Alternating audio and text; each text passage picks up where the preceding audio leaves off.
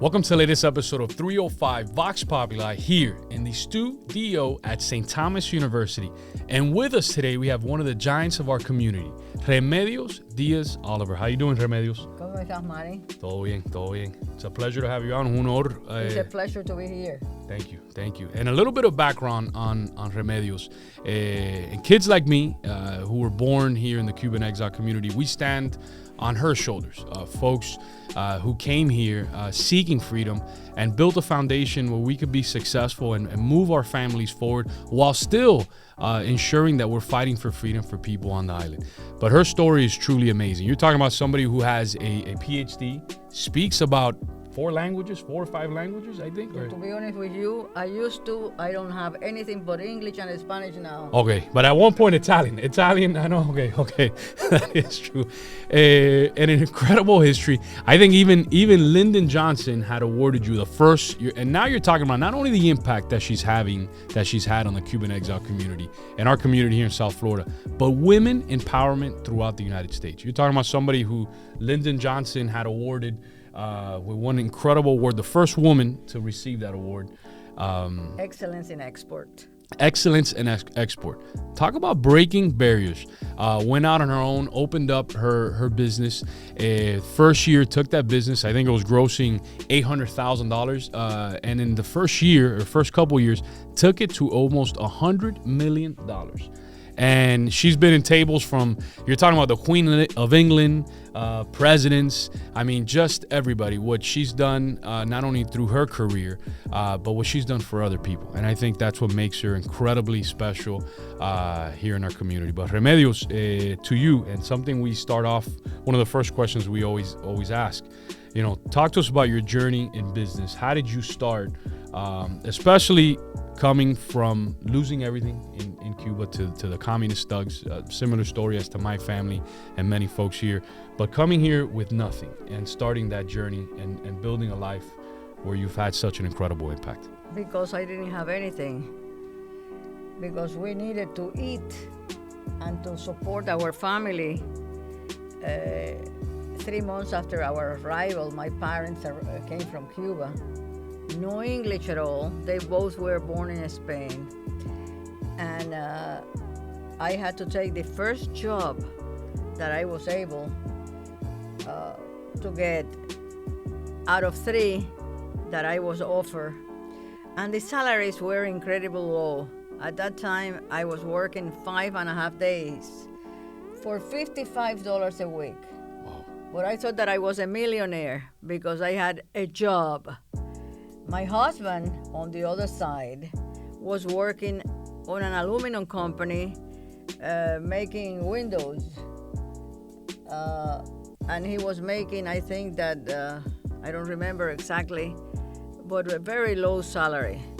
And that's what we had to pay our rent, to eat, to have food for our family, and to try to buy a couple of shoes, because when he left Cuba, they stole everything from his bag. He had 1 black and 1 brown.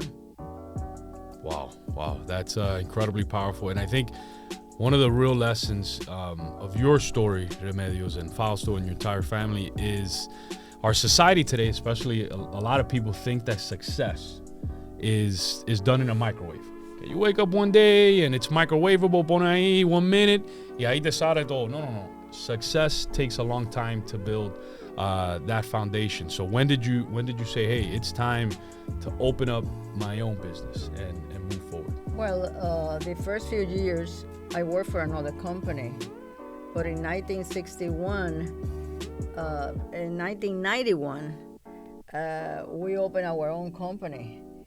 And after working very hard, my 2 children, my daughter Rosie and my son Fausto, joined the company as well.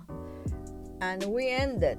By the time we sold the company, we had 3 grandchildren working in the organization. In other words, it was a family affair, family business, and we were glad to see everybody every day.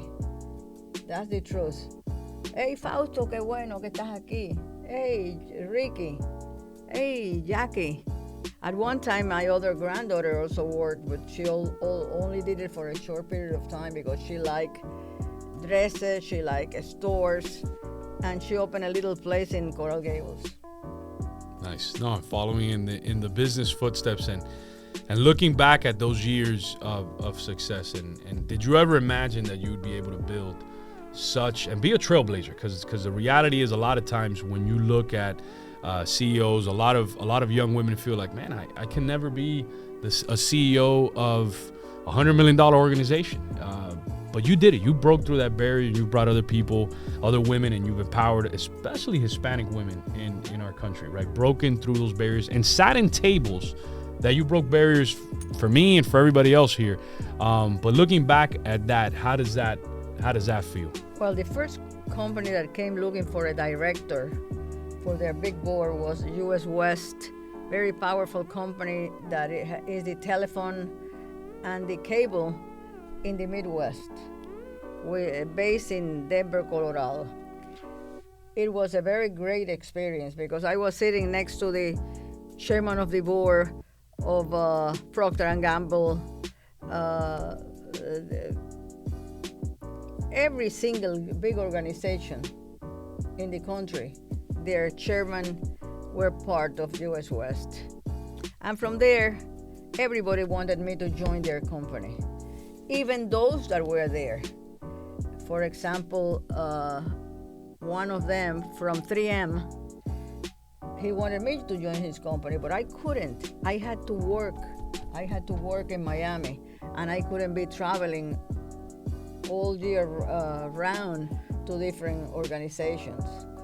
I was asked to join a company in New York that I like very much.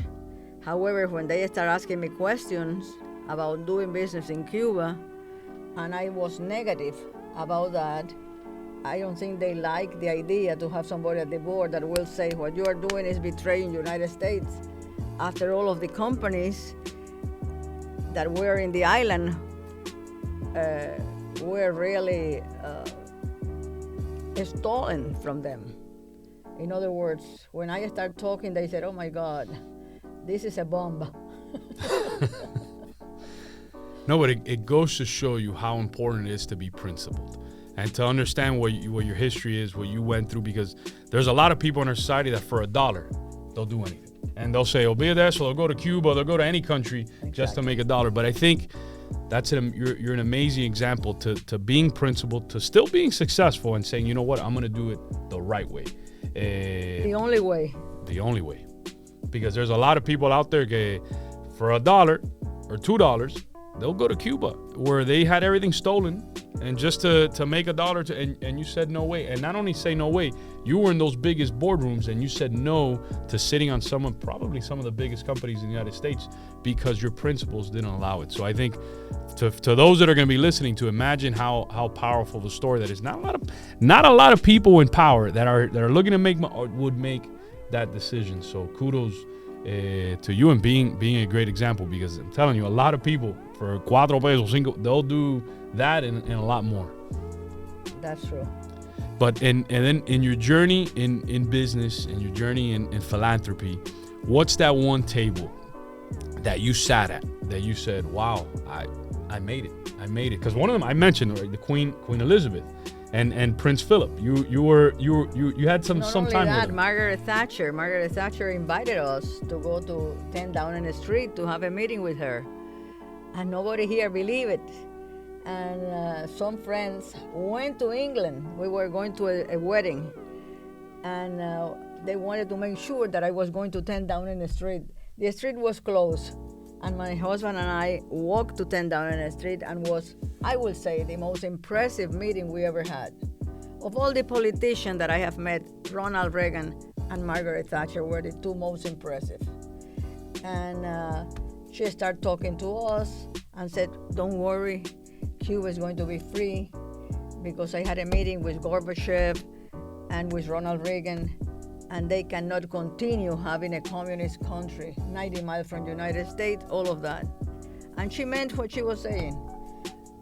Well, that is amazing. Just look at the names that were mentioned. Meeting with Mikhail Gorbachev, Ronald Reagan, Margaret Thatcher, not looking to do business, but looking for freedom for other people. Other people that maybe she's never met. Imagine all the people that you're advocating for on the island who deserve and need freedom. So that's truly amazing. So Margaret Thatcher, if you go walk us through that meeting a little bit more, because that is, I mean, not too many people could say that they've sat down with Margaret Thatcher in England. She invited a few people from the United States, very few. One was the president of Coors Beer.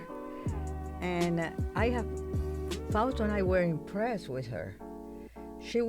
There was a problem with a window. Do you think that she will ask anybody there to help? No.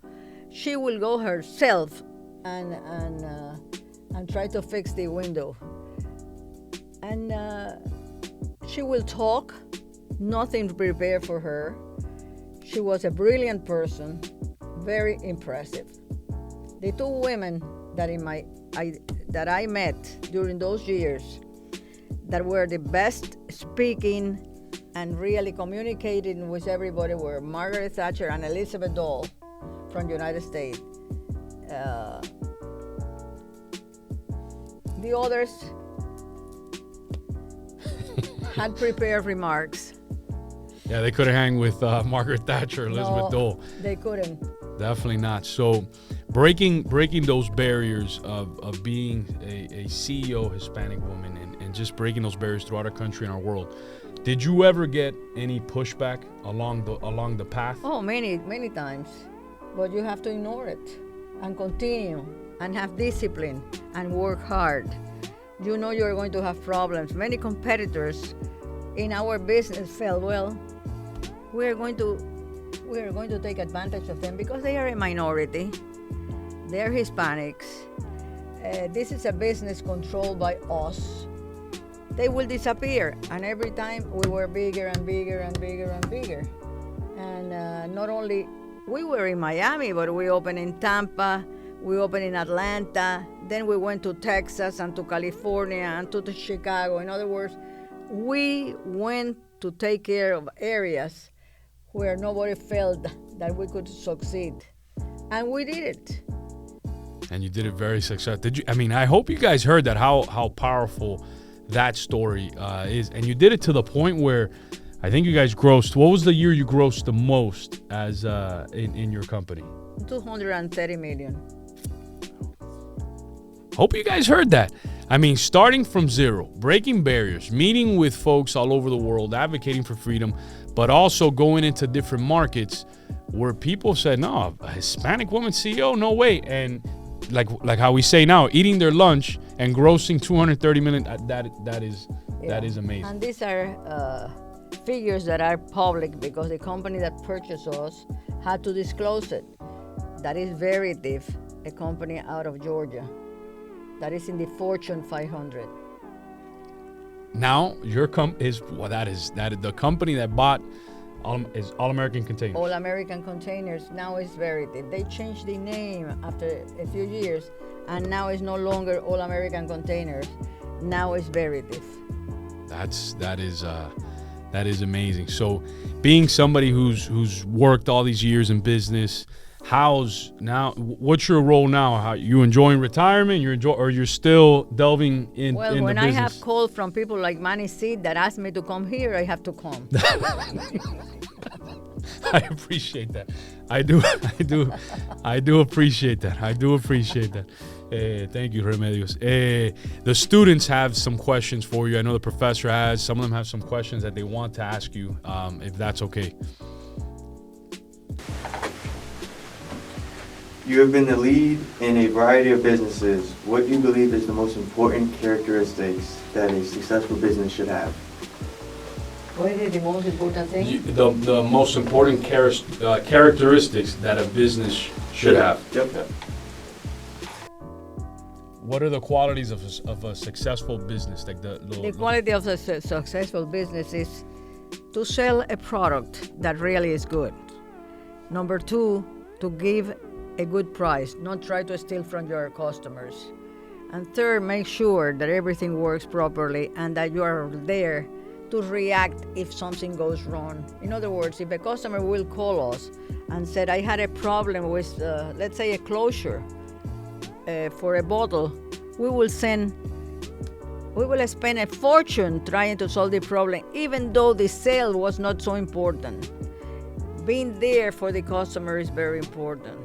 And this is how we operated all the time.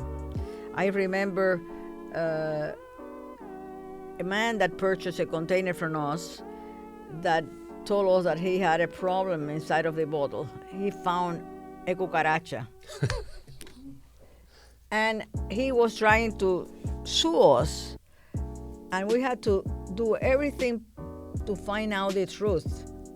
And we called our insurance company and said, if this is true, you have to pay him. And we will be able to pay something else. But the reality is that he stored the bottles in a place that was full of water and was contaminated and things like that. And he lost completely. In one occasion, one of our bottles in Jamaica had a problem. We pay for a technician to go to Jamaica to check his lines, and we realized that his filling machine was not working properly.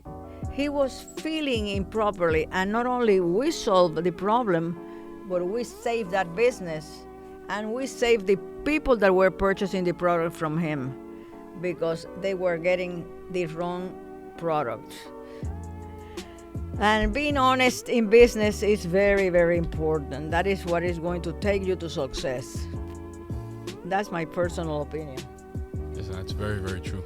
Yes.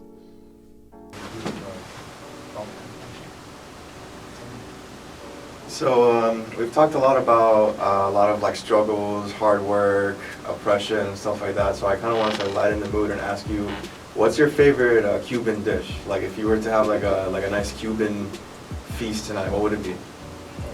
Tu comida favorita cubana. Tu plato favorito.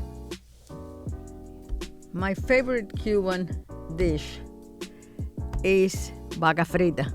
Yes. Vaca frita, very well cooked, with no onions. Well done. I like everything well done. Let's say that well done is bad, like it's just not the way to go. Can you defend us like well done steak? That lets you clear.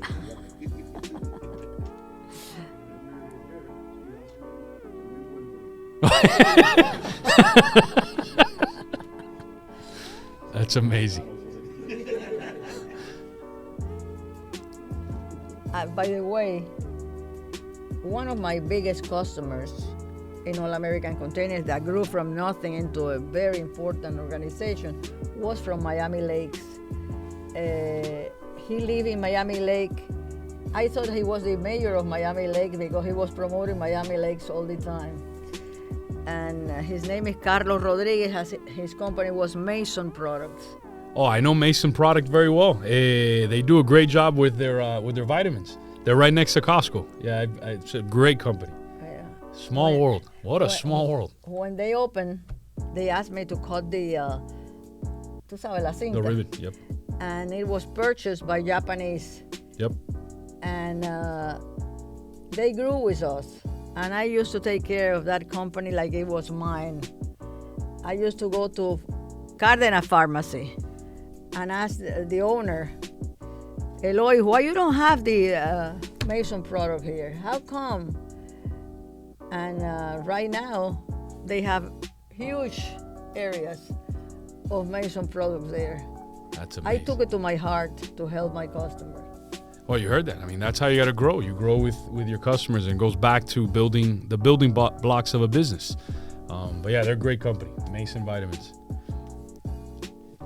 So I want to know how these meetings went with people like Ronald Reagan, Margaret Thatcher, because we've seen these videos of people on camera, and they always seem like such polite people, so nice and everything, but how were they behind closed doors? Like, how were those interactions like? Fabulous.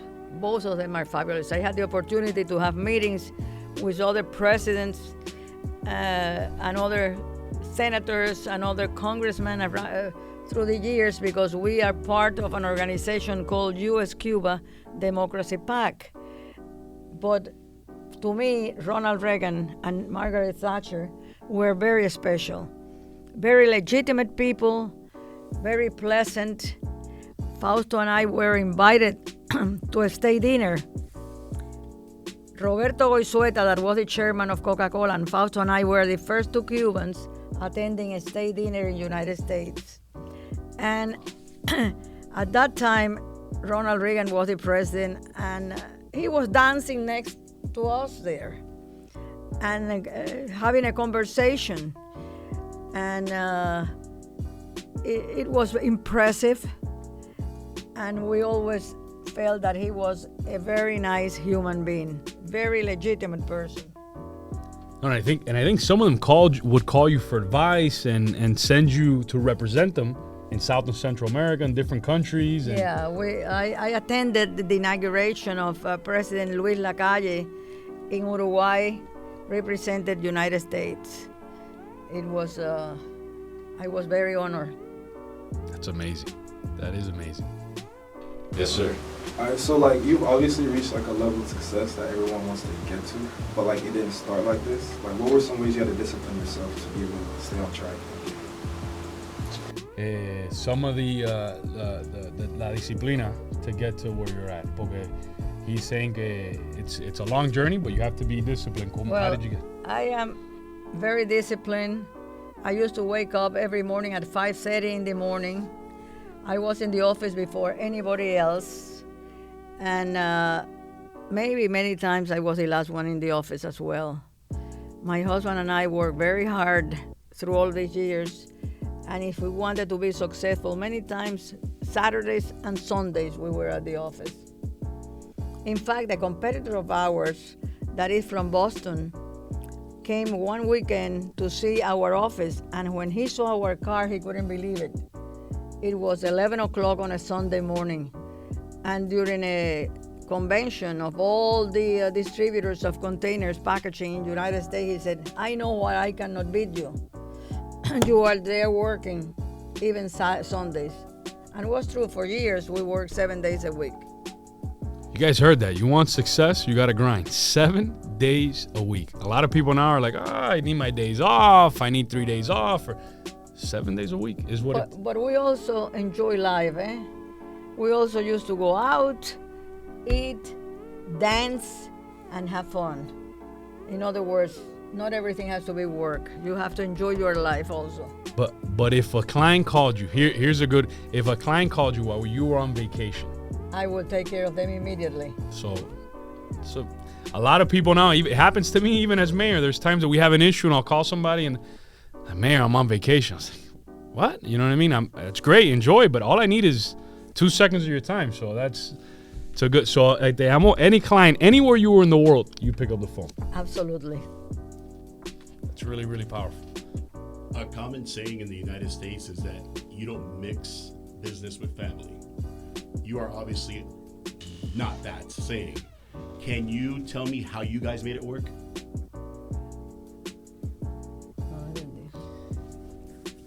Say it again. So again, a common saying in the United States is that you don't mix business with family. Like, that's a common saying that people say. However, though, you guys made it really work. What were some of the hardships and some of the triumphs of working together as a family for your business? Because you enjoyed having your family at the business. But a lot of people say in business, you should have it separate. How did it work for you? No, it worked beautiful. My daughter was working filing when she was 13 years old. My son also came to work with us, and he was wonderful taking care of customers. And when the younger generation, the grandchildren came, it was great.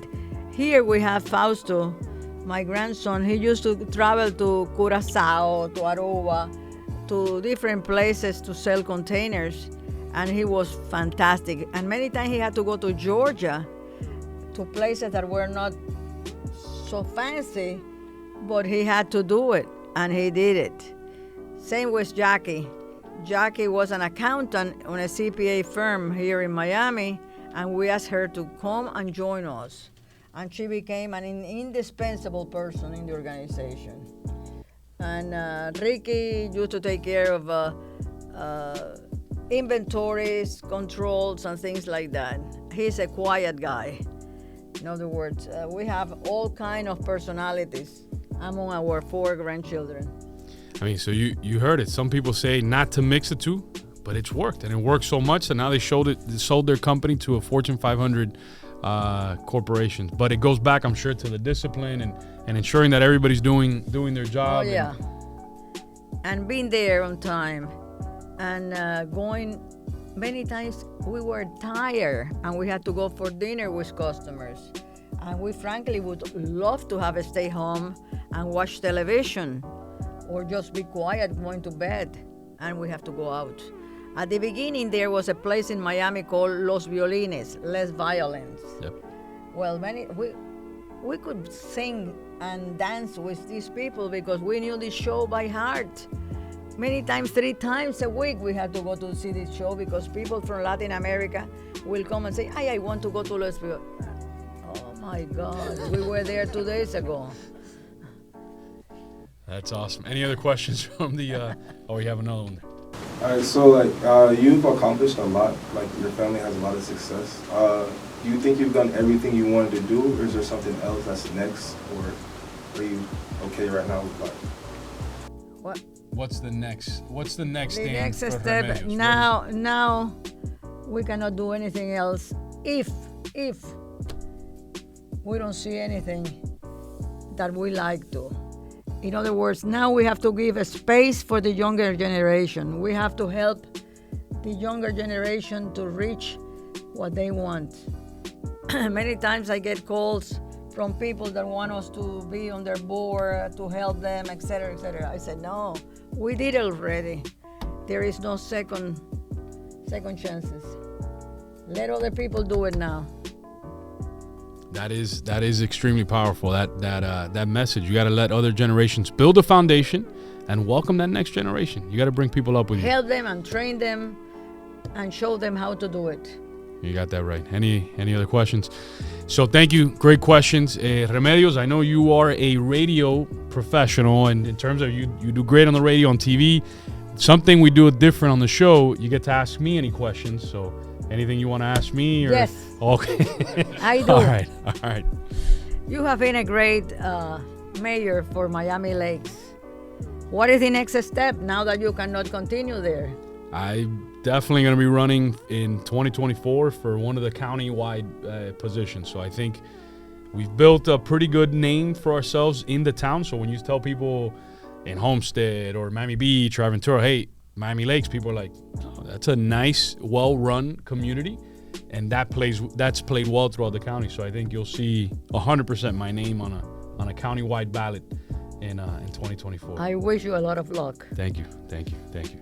Appreciate that. And that's an exclusive just to Remedios. I think that's the first time that we've said that. So, but Remedios, in closing, something we also love to hear, some words of inspiration, motivation for that future young Hispanic woman CEO, that future Remedios Diaz Oliver that is going to see you and follow in your footsteps. So some words to that effect. I think that if you work hard, if you really have in your mind what you want to do it. Don't be afraid. There is nothing that will stop you from being successful. I think that women and men, there is no discrimination from our part, have the opportunity to do great things. And if any of us can help you, please feel free to ask anything. This is a land of opportunities. We live through that. We know that there is nothing that will stop you from reaching whatever you want to. And regardless of many problems that we face, have faith, work hard, and have discipline, because it's very important. Well, there you have it. The great Remedios Diaz Oliver. We all stand on her shoulders. You heard her story. Super inspirational, motivational. That hard work, the work ethic, being principled is something that's going to keep you guys going forward. So make sure you tune in next Wednesday on YouTube, Facebook, Twitter, and Instagram. Thank you, Remedios. Appreciate it.